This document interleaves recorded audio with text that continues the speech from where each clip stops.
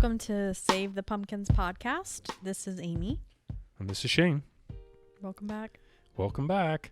What are we talking about today? Well, these are probably, I will start off by saying, these are probably the last couple you'll get from us this fall season. Want to let everybody know that we'll definitely be starting up our Christmas podcast Yay. soon. We'll stay here with Save the Pumpkins. I think I've gotten accustomed to the Save the Pumpkins name. I don't want to sound pretentious and call it a brand, but I think that that's the name I like. I want people to recognize us for that. I think I like that. We did our podcast last year. You should definitely go check that out. Maybe I'll re-upload those to the and channel. How many episodes did we do this fall season? This fall season? Oh, we're not done yet, but 10, 12. Yeah, so we did good. We'll do more this Christmas. We really got to get into it this Christmas, and especially since Hallmark decides that they want to start Christmas in January every year, you know. But today we're talking about 2023's Curious Caterer, subtitled Fatal Vows. Curious Caterer Mysteries. No, I think it's actually just called Curious Caterer, Fatal Vows. Oh, okay. It is part of, no, you're not wrong though, it's part of Hallmark's mystery series. They've had mystery series before with Mystery 101 and various different other things. This is based on a series of books, and this will be the third one, and the third one that we've watched. And so there is more to come? There are. Well, I don't know that I know specifically that as I have read, they are intending to make more. And why wouldn't they? Easy to make. Two of their biggest stars, probably most willing stars and who's the star 2023's Curious Caterer, Fatal Vows. It's the same people. You don't even have to look this up. You know exactly who it stars. Yeah, Andrew W. Walker, and you always pick on me because I say her name incorrectly. But that's weird. We both love her. Nikki Deloach. Very good, very good.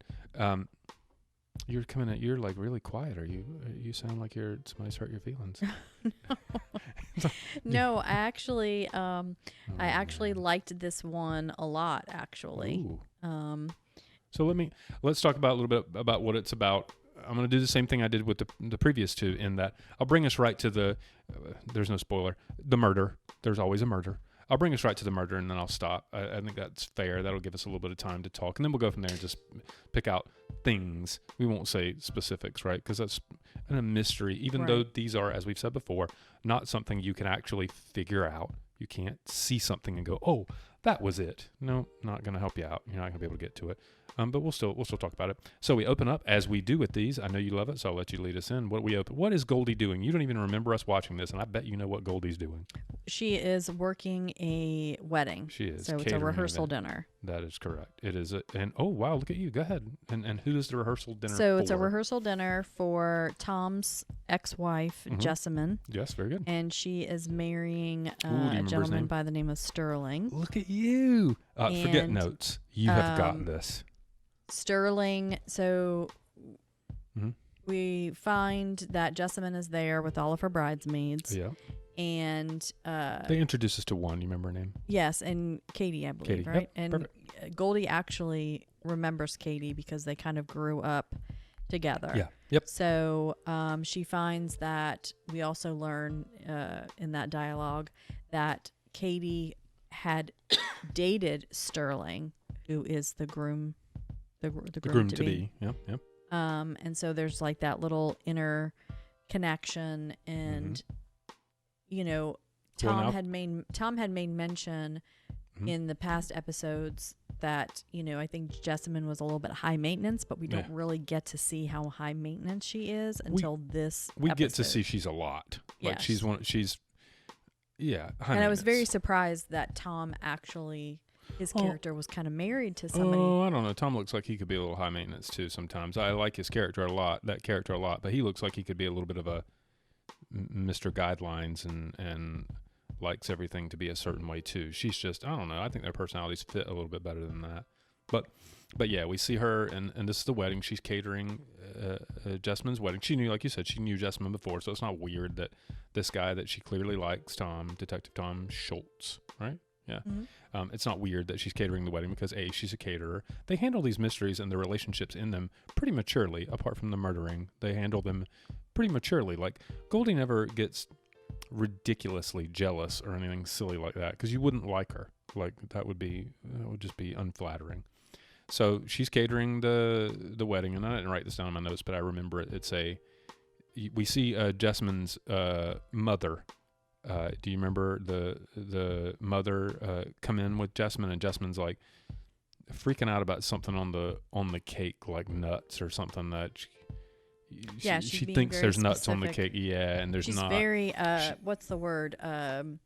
It's bridezilla, I think is what they call her. Yes, but she's being very what is it when a black cat goes across your path? Superstitious, I think. Oh, okay. Because she makes mention about something specifically on the cake that she didn't want on there because I thought it had to do with allergies or whatever. But bad luck or something. Oh, okay. So and Goldie, of course, is handling it very professionally. Goldie Berry, professionally. And we've got Marla back again. Love Marla so much. We've got Marla back again, being the sidekick. And she's there with her, and they're just kind of going through the wedding and all that good fun stuff. And we get to see, kind of like you like, a group full of future suspects, right? And they all come in. Chester's back from the past episodes. Her cousin. Whose cousin? It's Jessamyn's cousin. Yeah. But he works at the real estate office or whatever, and he was in a previous episode. It's pretty good actor. They always he's like the pup named Scooby-Doo. He's red herring. He's always they throw you like, oh, he could have done it, and it's never Chester. Like, I don't know. No spoiler, but you don't ever really think it's Chester. You're like, oh, he's just kind of a ding dong, but he's not a killer. They give you that. They'll make him the killer. Watch it in one of the future ones. But we've got everybody there, and I don't know. Do you remember the guy who's Katie's Katie, who is Jessamyn's maid of honor, is at the rehearsal dinner as well, and she has a new man, and his name is. His name is escaping me. It's Ray. His name is Ray, and Sterling is there, and Sterling sees his future brother-in-law. His name's Hunter, and he, when Sterling walks in, he's like, he's like, hey man, how's it going? He holds his hand out to like give him pound it, and Hunter's like, oh, whatever, and Hunter's not having any of it. So Hunter and Sterling have had some kind of, he believes that his Sterling is only after. Is Sterling's family. So we learn eventually, I guess I can get into it now, that Sterling's family had a software company that they had and gotten some investors in the town to invest in their software. And then the software didn't work and they left. They skipped town, and it didn't hurt Sterling at all. So he managed to come out of it somewhat unscathed. And of course, some people are like, well, it wasn't Sterling's fault, it was his parents. And some people are like, yeah, but the apple doesn't fall far from the tree, kind of thing. But anyway, we have a little scrap, not a scrap, but like a little bit of a disagreement. Sterling, whose best man is Ray, Katie's new boyfriend, because Sterling and Ray are good friends. So Sterling's had a lot to drink. Somebody in these Curious Caterer movies always has had too much to drink. He goes over to where Katie is, and he's like, hey, baby, you want to dance? Or something. I was sort of something stupid. And he's like, hey, baby, you want to dance? Whatever. Ray's like, it's not cool, dude. Not cool. And he gets up, and Sterling's like, what's going on with you, man? I was just kidding. I was just whatever. And then Hunter, who just wants a piece of Sterling, wants to punch him in the throat, comes over and is like, gets in the way. And so cute. This was like one of my favorite parts. I know I wrote down my notes, but I'm not going to look at my notes to figure it out. Goldie.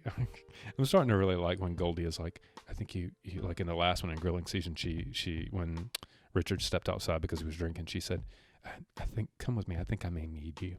And it was just cute, right? Like Goldie's tough. She doesn't need anybody. She likes Tom. So she wants him around. That's the point. It's not I need you because I'm weak. It's I need you because I like you, right? And she does a similar thing in this one. She goes, Tom's just kind of standing right to the side, and he's a detective, so I don't know why that makes him law and order at a wedding, but whatever. The two of them are kind of getting ready to fight, and Tom could just easily be like, oh, well, they need to fight. Get it out, right? But she goes, he's like, yeah, I should probably go over there and step in the way. She goes, I think you should. Like, I think you should. I'm trying to. So he goes over, and the camera, and it's so funny, all these Hallmark mysteries, if they want you to know something you have to remember for later, what do? Remember for later? They zoom in on it, right? So I'm trying to remember what Hunter looks like. a little bit like Chris Kattan. Isn't that like that's kind of jacked up for me to say that because we saw Chris Kattan in Disney World and he was kind of a doofus, but okay, those behind the scenes of our lives. And he's who? Hunter. He is Jessamyn's brother-in-law. I mean, like, okay, so Jessamyn is played by I mentioned her name in the last series. Her name is Amanda Kahn. She's awesome. She does a really good job as Jessamyn. Because she does her character, right? But Jessamyn is I'm not bringing up anyone's nationality for any real reason. Jessamyn's is obviously like an Indian, I would say, right? And her mother both Indian, Persian. Is that where we're going with the nationality? Would you say? Yes. Okay. Well, her dad is whiter than me, and that takes something. He's very much white, right? So I don't know if Hunter is her biological brother or not. I think they say in the thing it doesn't make any difference. But I think that he's her stepbrother. Right. I think. Anyway, he's just. Okay, so just to kind of sum it up real fast. Wait, we didn't. Let me tell you the one thing, and then we'll get in. I'll let you say whatever you want to say, please. We zoom in on Tom. Tom goes to break up the fight, and Tom gets his hand cut because there's like one of them breaks some glass and wants to stab the other one. It's real ridiculous, but it's just a plot device so that Tom can scrape his hand and you can see blood. They zoom in, and you're like, well, because if you've seen the previews, Tom looks like he's going to be implicated in something. So when you see the blood cut, you're like, the cut and the blood, you're like, okay, well, they're clearly going to make Tom a suspect. His blood got on something or whatever, right? So that's where they go with it. They break up the fight, and everybody kind of goes away. I'm working up to the murder, and then you can talk about whatever you want. I don't mean it like that. You can talk about whatever you want, whenever you want, but I'm working up to the murder.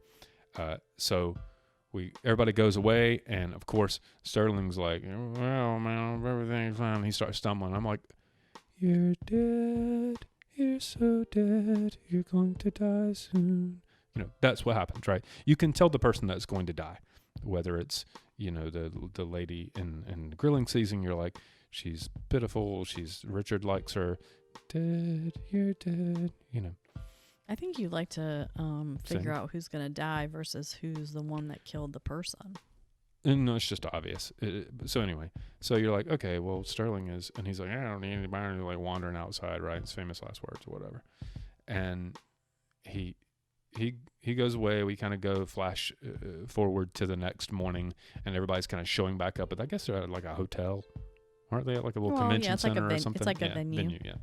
But it looks like a convention center. It doesn't look like some nice house kind of venue. You know what I mean? Like a mansion or anything. It looks like a convention center. Anyway, they all come back the next day. Nobody can find Sterling, and no one can find Jessamyn, his bride-to-be. And we get a little interspersed video of Jessamyn running from someone, and like a little blood on her head or whatever. And then we cut away from that. So she's clearly been kidnapped or whatever, right? Running away from something. Well, it's the assumption is that she's been kidnapped. What the heck else is she running away from? Anyway, so we cut to like, I don't know, it's Tom or who is it that walks in, and Sterling is like, his head is like laying in the fountain or whatever. So oh no, it's his friend Ray comes in and says, "Have you seen Sterling?" And he's saying that to Goldie, and Goldie's like, "When was the last time you saw him?" And they walk out, and he's there, because they have to call. And then they walk out, and then he's laying in the fountain. He's like in a fountain. His head's like in a fountain. He's dead. Sterling's dead. We knew it. Mason's back. Mason's awesome. Some of these characters, once we start ramping up with the shows, we start liking the characters. Riley Davis plays Mason, and Mason's awesome. He's the trying to learn from Tom young kid that says funny things, and he's comic relief. He's great. We said Marla was back. JC Doden, she's back. Richard's character is very Lachlan Monroe. He's actually better in this one because he does a little fun thing at the end. Huh? He's in like a scene. Oh, he's in maybe even. Is he? Oh yeah, he's at a scene in one scene at the end. And I mean, no disrespect to Lachlan Monroe. He's been in some movies that I really liked, and I liked him in it. That's as much as I want to see him in Curious Caterer. Would you agree? Right, yeah. His character, I mean, he was integral to the plot of Grilling Season, the previous one, because he was suspected the entire time. So we had to see a lot of him then. And I don't dislike his character. I think it's just fine. He hasn't seemed like he wants to get back with Goldie or anything, but that he likes her a lot. There's just something about Richard that I'm just like, I don't know, man. I agree. He just needed to show up for that one scene, and it's a good scene. Sense. It is. So Sterling's dead, and Jessamyn's missing, and the game is afoot. Is that a Sherlock Holmes thing? And the game's afoot. I don't know. Anyway, so we spend the rest of the movie trying to figure out. Well, we don't try to figure it out, but we spend the rest of it, and they go through various suspects. They question different people. They find out.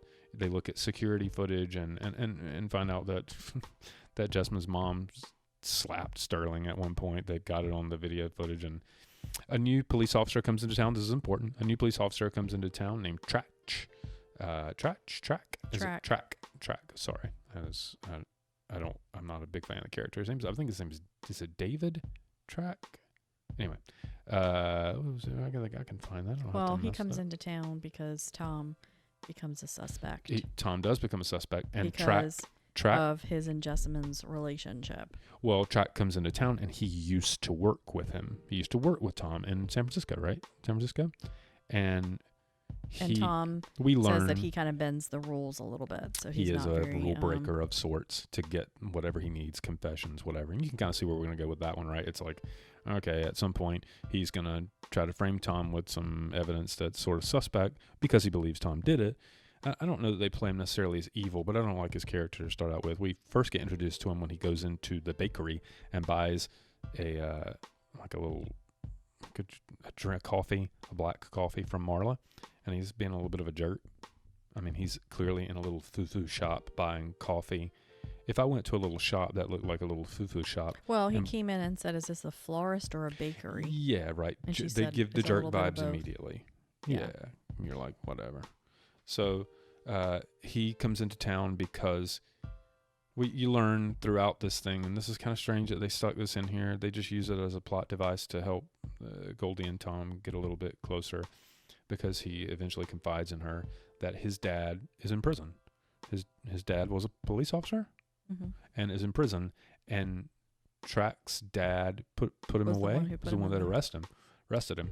So there's heat between the two of them. But Tom doesn't usually bring that up as much as he does that he's a rule breaker, and Tom's not a rule breaker, and he does things by the rules, whatever. Well, at some point, they made you believe in the trailer that Tom was going to get to be a suspect. He was going to be a suspect of this murder. Track thinks he is, but literally no one else in the movie thinks he is at any point ever. So he gets arrested for impersonating a police officer because they kick him off the case. Because Track gets him kicked off the case, and then he shows up at a house with Goldie yet again, taking a civilian. Well, Goldie's pretty much said, don't you worry, I'll take the reins on this. If you can't, no doubt. You can't do the police work. I've got it handled, don't worry. So she kind of did take charge, and he allowed for her to do that, and I think enjoyed it at the same time. He's banana nuts about her, and he'll let her take over whatever in his life. I mean, it's Nikki Deloach. I guess I get it, but it's just Nikki Deloach. Funny little. You always bring up people's personal appearance. I noticed this. I don't bring up people's personal appearance because other than somebody being super handsome, or strikingly gorgeous, I don't usually bring things up. But I had never really noticed until there's one scene. Is it in this one where she's sneaking inside a building? I think she's got to go inside a building. Yeah, it's this one. She's little. Like Nikki Deloach is skinny. I don't mean like skinny isn't she just so athletic and skinny? She's tiny. Yeah, she's just built small. She's tiny. Like she had like her sneakers on or whatever and was trying to jump in that building. Do you remember she had to hide down behind the computer and the two janitors came in or whatever? It was a real quick scene. And they show like a little quick scene of her legs when she's got like her little sneakers on or whatever. And she is really small, like small. Like I'm shocked she can do any kind of I get the feeling that because their relationship outside of work is close, is what you've said for them. I get the feeling in watching these is that they just naturally have like a really good like best friend vibe going on, and even though it's supposed to imply that they are getting romantically involved, they never like kiss or anything like that. Like it's never, the writing or the directing never brings them to that actual, it kind of keeps you hanging. And I don't know, like, is that because their relationship is so good that they've said, you know, hey, you can make it seem like we're going to become romantically involved, but we're going to just get to a point and then it's going to be like something interferes, because I feel like we're now 3 episodes in and, you know, the whole Hallmark, hey, I've only known you for 2 days, madly in love with you, let's get married, it doesn't apply in these murder mysteries between these 2 characters. It's just very much a, you know. Yeah, they want the love story is the, I mean, you know, you can never tell. The love story is the secondary. These are supposed to be mysteries. Love story is the theme that runs through anything Hallmark. But yeah, you're right. They you know, like it's still like this episode kind of left it not like, you know, closer, but not. It was better. There was a couple moments where I'm not pretty sure nothing. They had a couple moments in this where they got like right up to each other's face to do something. And I was like, oh, okay, is this our little, because they have to keep teasing that or no one's going to keep watching. Right. Right. Well, provided that there's any spark there, quote unquote, to begin with. And there is, clearly. They do a weird thing where, I don't know, you know, I like villains and I like villains to go away. And this is the second one and to be a problem. This is the second one where in the second, in grilling season, the second Curious Caterer that we've already have a video on, everybody go watch it, please. There was a villain. I told you I like that one a lot because no, he was evil. Like he wasn't like a bad, wrong place, wrong time. It wasn't that. He was evil. This is another wrong place, wrong time kind of thing. I mean, don't say the sex of the person because you'll ruin it. And because I felt like you were about to, because I almost did. Maybe I'm just throwing my insecurities on you. Go ahead. No, I just think that, like you said, for the second series, the second movie in the series, they kind of focused a little bit more on the person who conducted the murder's character a little bit. Like they introduced who it was and then kind of focused on it a little bit. Like kept him in, you know, going. I liked in this one how we kind of had 2 things going on at the one time. We had the murder and then we had where's Jessamine? Like, you know, so it was like 2 things going on. You like that? Yeah, I did. I really, because it was like, okay, you know, they got to focus on 2 different things and it was like spontaneously going on like investigating like how he died and, you know, and then at the same time, like, where is she? I thought that was good. Yeah. And there was still, at the end of it, there was still no chance. Again, we've said it, but these are, there's no way you could figure out who it was. Good acting all around this one. I think the acting is good in these films.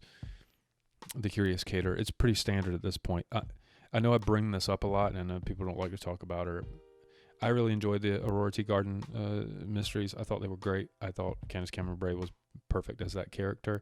I think Nikki Deloach is as perfect, if not more perfect, for Goldie Berry. I think she's just great. She's somewhere between the manic, happiness, smiley, take over the screen Ashley Williams, and maybe not quite as subdued as Julie Gonzalez. You know, Julie Gonzalez is a little bit more like subdued. I think Goldie's somewhere in the middle, and they've given her the cast of characters around her. There's a couple things I want to talk about in this one without spoiling anything. They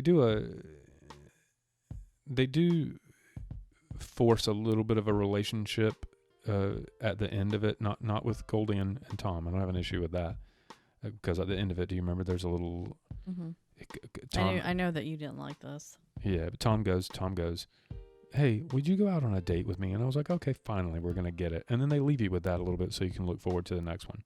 So at one point, Track is getting in the way, right? That's the guy from California or wherever that just locked up Tom's dad. So Mason and Marla get involved in locking him in a room with Marla to under the pretense that she's going to give him some new information on the case, and Mason locks the door so they can release Tom and Tom can go solve the mystery.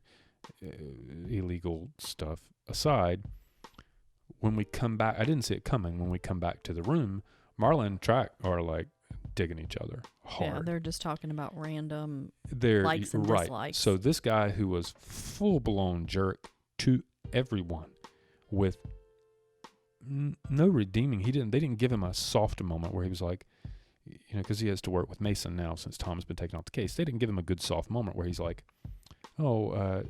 Mason, you can't be so trusting. I want to be a good guy too, or something like that. He was just jerk to everybody, and mystery shows have this problem that when they don't show a soft side of someone that they're eventually going to ask you to now care about. So now they want us to get invested in Marla and Track. Is it Track? Track. They want us to get invested in the two of them, and it was so 5-minute tacked on that I was like, and maybe it's because I love Marla's character so much that I was like, no, dude, don't do that. They did it with Sally and yeah. I mean, Aurora Teagle. I'm like, come on. I did not like it like you did, but I felt like.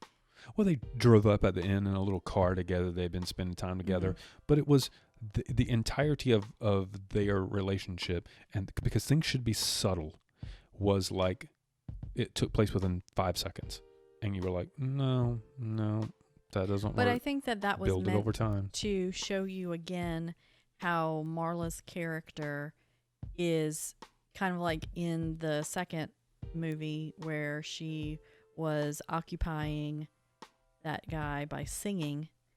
It was like, keeping him distracted while Goldie was in the house rummaging through his belongings to find something. And so she had to cleverly figure out how to keep his attention away from going in the house because Goldie was still in there. Oh, what are you saying? She used her feminine charms? No, I'm saying that is just being very good with showing you how Marla is a good sidekick to Goldie because she, can, because Track is portrayed as such a mean character, how she can, what's the word? Like, kind of like, bring him down. Like, okay. You know what I mean? Like, disengage, or like, there's a word that I can't, it's not coming to me, but it's kind of like taking somebody who's like really mean and then like assertive and then like not disengaging, but making them then all of a sudden become a softie, kind of bringing them off there, okay. Yeah, and I think that she's able to do that. And I think you're bless you. Disarming them, I guess. Oh, no, disarming. Disarming. Yeah, you're right. That's when someone comes in and they're angry with you, or they're angry and you disarm them. You make them immediately. So that was good. That was good use of that. No, you're right. Yeah, and so I think that she was perfect to be able to. I think you know what you're doing. You're giving Marla love, which is going to make me back off of it, but it was dumb and I didn't like it. I mean, they could have picked a better character, I think, to portray him. I thought the actor was pretty good, and he's a stupidly good-looking guy. So I feel like he's right up her alley. Marla's beautiful, so I feel like if they had gotten, I don't know, they got a guy that looks like he. Well, I think that Goldie stayed true to form. Tom, of course, was great. I think Mason, like you said, is the good, nice comic relief. Oh, totally. Marla, of course, we love her. Richard was perfect in that one scene. Oh, yeah. They didn't introduce Goldie's daughter as much in this Olivia, movie. Yeah. I think she's a cute little she's adorable character. Yeah. And Richard gets his little fun scene at the end. I don't know, spoil it, I guess, but he helps Goldie get some information that will help Tom because we're just a good guy. Yeah. Right? Yeah. And then he got out of the way. Mm-hmm. He was a good guy. He did his thing to help Goldie. And you got the impression in that scene that I'll give him credit. You got the impression that Lachlan Monroe, I'll give him credit, during that scene that he was doing that for Goldie. Yeah. And not because she helped him in the previous episode. He's doing it I for think Goldie. their relationship post marriage is actually really good. Really It's good. I a agree. Good example. I agree completely. And you went from the first movie to nothing, no spotlights per se on the lead characters, and then the second movie, the spotlight came a little bit on Goldie, Mm-hmm. and Tom, suspecting her and all that, and then it was fun to watch then that the spotlight be a little bit on him. He didn't suspect her in the second. What are you talking about? Yes, they said that she had been the last one there and had used the grill. He didn't suspect her at all. He brought her to the crime scene. He so trusted her. He brought her to the grill. No, she was very upset with him when he said that you could be a possible suspect. There was a brief time in the second movie. Tom hasn't suspected her since the very first one when he calling her Miss Barry. He doesn't do that and anymore. then the spotlight was on him, so it was kind of like, nice to see the support. What do you think? That she gave him because she felt that same way in the second movie. Their moments in this one together and her learning a little bit more about him were very sweet. But I don't know which one I like more, the second or this one. The second one's a little more high octane. This one was a little, I like this one. You like this one more? Mm-hmm. I don't remember what we gave because there was a lot going on, and I like that. What do you give this one in your star ranking? I'm gonna probably say this one's a 4.7. Ooh, I don't remember what I gave Grilling Season. Yeah, I would go with that 4.6, 4.7, right in there somewhere. I think it's an even. If you told me that you have to watch one of these, I don't know why that's my barometer, or to determine what I like and what I won't like. What I like more and what I don't like more. But if you told me you have to watch one of these again, I don't know which one I'd pick.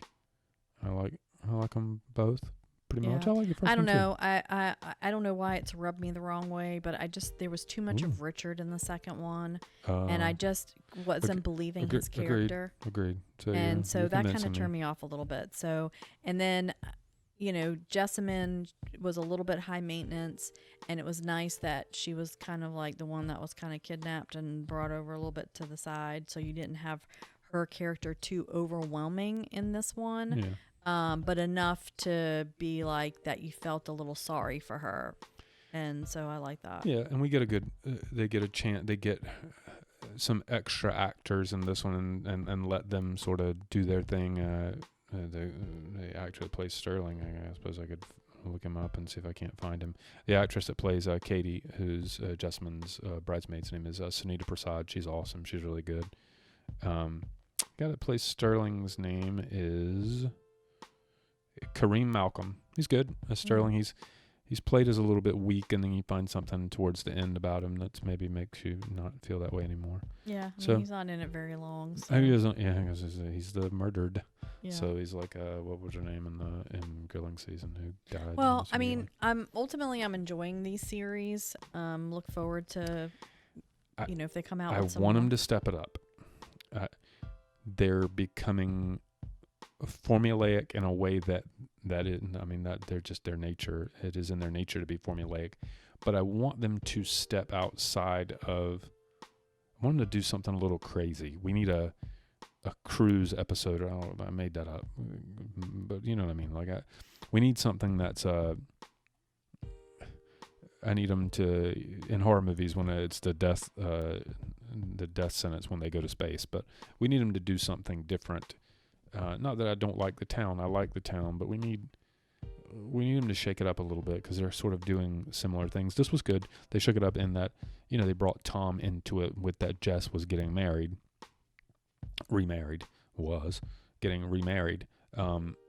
They brought Tom back into it and kind of they dealt with some of the characters we had been previously introduced to, so that's fine. but I think I want them to continue to push a little bit and do some different things. Well, maybe like if they do, like she has a catering gig, like on a yacht or a boat. Yeah, but I immediately went to location, and that's not even what I mean. What I mean is I need one of the characters to start showing some character. I need one of them to not just be, this is what I do, and I don't do anything else. Maybe just act a little wild or a little crazier, or be explosive. Do a thing. Give me something I'm not completely expecting. But I understand that the audience for these films, the Hallmark mysteries in general, goes to them because of they are comfort, and they are the thing they're expecting, and that's what they like about them. So I'm asking for something that they won't give me, because the majority of the people that are watching these are like, nope, I want to see Goldie. You better open up number 4 with her catering something. Yeah. Or there's a problem. Well, okay, so I mean, I'm surprised, you're beating it up as much as you are. Yeah, I don't know. I liked it. I did like it, but the as time has gone by and we've watched it, it's been about a week since we watched it. As time's gone by, I thought about it, and I was like, I don't know. I like it. I like it, and what am I gonna say? I like it because I like the two of them. Yeah. Yeah, I can agree with that. But I like it. We can call it here. You got anything else you want to? No, just everybody let us know your thoughts, and just remember, do something that makes you happy today. Absolutely. Thanks so much, guys.